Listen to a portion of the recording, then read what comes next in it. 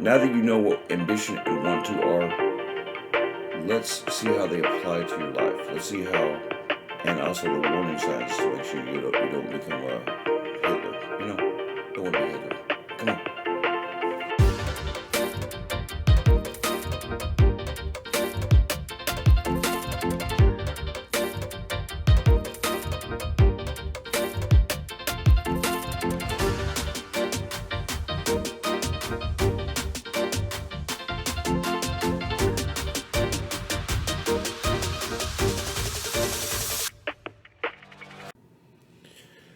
Hello, my name is Daryl Phillips, and this is a presentation from Noir Apologia Gaming, a bipolar perspective.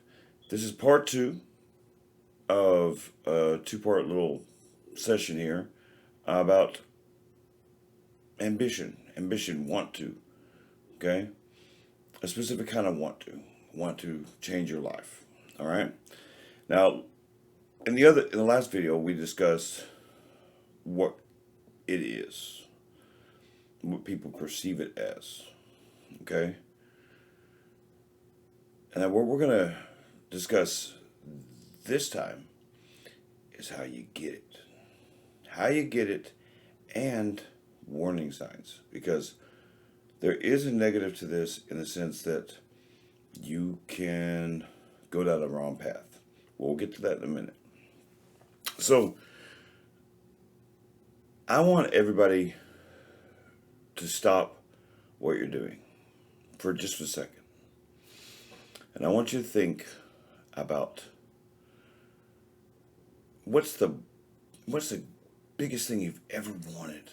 I don't mean necessarily a gift or something, but something that you wanted for your life. Okay? So check this out.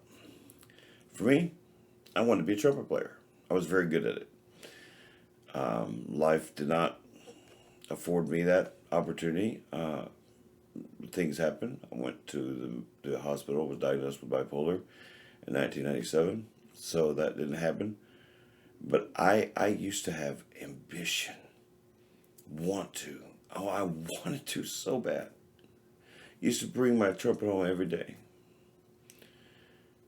But it wasn't like that at first. So let me tell you a story about me, about want to. Okay, so I started playing the trumpet when I was in 5th grade, okay? And I naturally have a musical talent, so I thought I didn't have to practice my trumpet. You know better than that. We all do. And anyway, a friend of mine, she had left for a year and went to go see one of her other parents in Alaska. And when she left, she was bad at trumpet playing, really bad. But she came back and she was actually better than me. And I was like, how in the heck does that happen? It made me jealous a little bit. I actually did. Anyway, she had a Bach Stradivarius, beautiful, beautiful trumpet. And I asked my mom for one for Christmas. They're $2,000, by the way. And my mom laughed me out of the room. She goes, "Yeah, I'm not buying you a Bach Stradivarius. You don't even bring home the trumpet you have." I'm like, and I was just I was broken. I was so heartbroken because she wouldn't even consider it.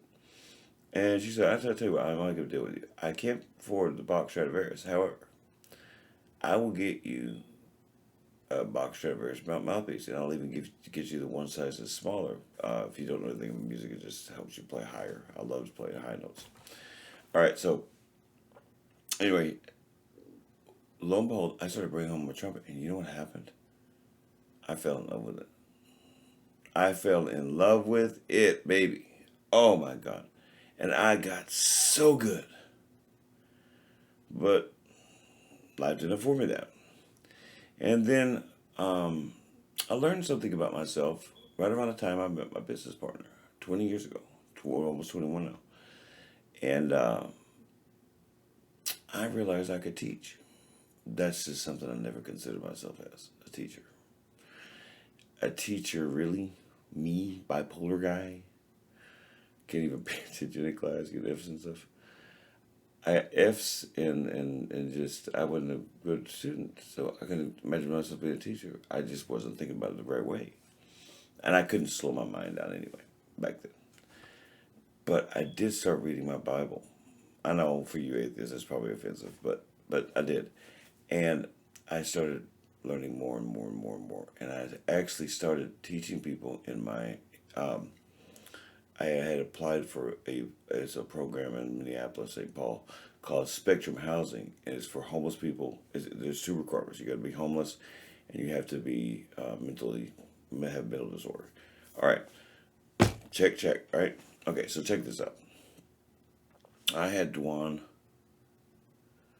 and his future wife slash ex-wife now, but also Rose is a very big supporter of what we're doing here. That's his ex-wife. So Rose and Dwan and a bunch of other people, we used to have Bible studies, and I did this. Keep on. I didn't even have a GED then. I have a GED at least now, but I realized I fell in love with that too. Well, how do you combine the two? Well, we're going to teach music. I had thought about it, actually, to be honest with you. But a lot of people, I just wasn't ready for any of that. I wasn't ready for any of this stuff. I mean, what it takes to try to. I mean, I've been having to study about business practices, everything I can on YouTube, about how to do a YouTube channel and make money doing it, and turn it into a business, that kind of thing. Because I want to. I want to put the effort. Effort. Just so you know, all of these pre-steps require action. They're not, I said this before, I'm not a motivational speaker. I hope that what I say is motivational to you, but I want you to act on it. And the only way you can act on it, truly act on it, is by having a desire to do it. You have to love it. And you may not love changing your life at first. The truth is, you may do it out of necessity at first, because if you don't, you'll die. Like in my case, they told me if I just kept drinking like that, I would die. Ironically, I almost did it anyway. But I digress. But mine was out of desperation. I was on the floor. I was picked up by somebody very special, who is, you got, and I'm not going to get into it in this video, because that's obviously going to be the next video, because it's talking about having somebody there to talk to. But let me just say this: having someone there to help motivate you, to help push you further than you've ever gone. And did you know the day that I went to go get my GED, I had a hangover? She wouldn't let me not go out, and I tried to give an excuse to get out of it. Anyway, it just motivation, guys. Motivation. Let me warn you. This can lead to arrogance. You don't want to be stomping on people. And so there's a caveat to this. You want to have motivation without using people. You don't use people. You don't stomp over people. You don't get to step over people. I'll tell you straight up, you're not a very good human being if you do that.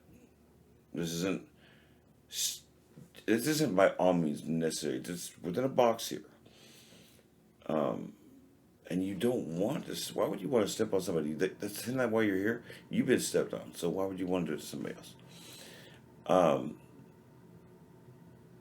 That is the key to all of this.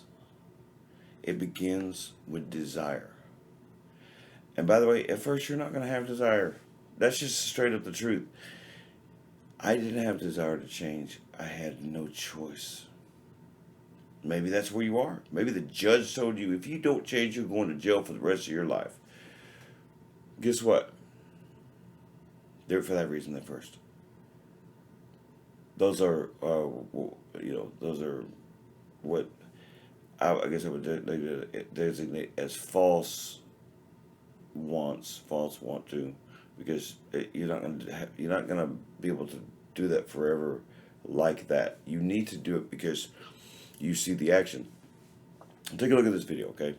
So I've never had training before. I've never done graphic design before.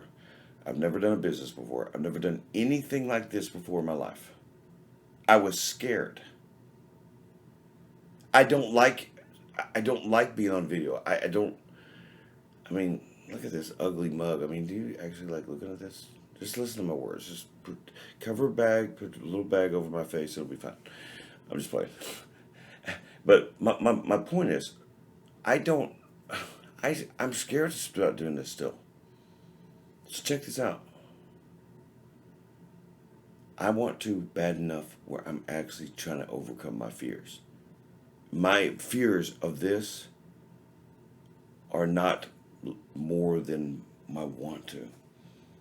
And I hope it never changes like that. Well, I hope I get used to the camera, first of all. I mean, really. But you understand my point, right? I want you guys to put on the comments below, whether it be on Facebook, YouTube, whatever. Put in the comments below. Tell me, have you had something similar like that?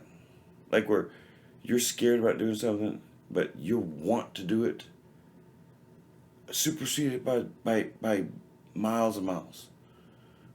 Well, that's what this is. And so I don't know what I'm doing. I'm learning what I'm doing. And I think I'm doing an okay job for now. And I'm sure probably a year from now I'll probably look back at these videos and go, oh my God. But and I'm sure that someday at some point I'll rehash this stuff again, because I'm always going to repeat this concept because the precepts are important, and then we'll get into the actual steps. But this is the recipe. This is the first step of the recipe. This is the first ingredient, let's say, and it's important. It's very important. So on that note, this is the end of this video, and stay tuned, because we're going into step 2 of the precepts, okay?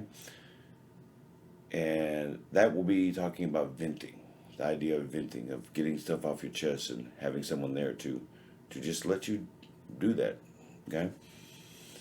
I hope you and your family, your peoples, I hope you and your peoples have a wonderful day, wonderful night, stay out of trouble, and remember,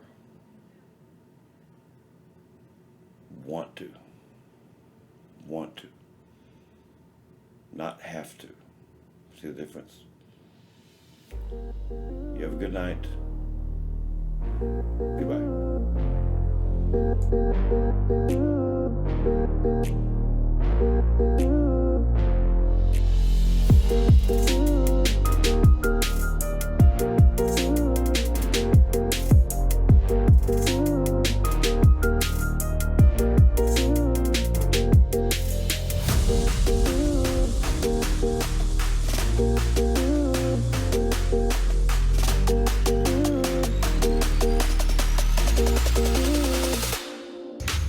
I had bipolar disorder and PTSD, and I was in that position. I was a broken man 15 years ago, and I fixed my life. And everybody talks about changing this world, and so forth and so on, and everybody talks and talks and talks, and they never do anything about it. Well, here I am. I'm going to do something about it. I'm tired of the misconceptions about mental disorder. I'm tired of the directions that some people try to give to people with real problems in life. Really examine your life. Want to without knowledge is ignorance. If you don't know what it's going to take, if you don't know why you're doing things, why you want to change your life, there is no there's no point to it.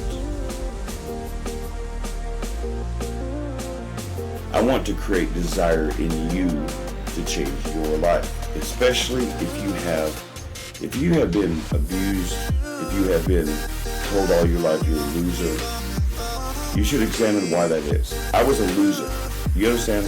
Like 15 years ago, I really was. You do need advice. You can't have just one set of eyes on your life. You have to have perspective, and you might not want to hear it. Do you think I wanted to hear that I was a loser? I didn't even want to hear it. I didn't want to hear it. That's why I drank so much. Good Lord, I was an alcoholic because of it. I didn't want to deal with life. So check this out. Like, I didn't believe in myself. I hid myself for so long. I don't want other people feeling like that. I know what it feels like to be you. I really do. But you don't have to be.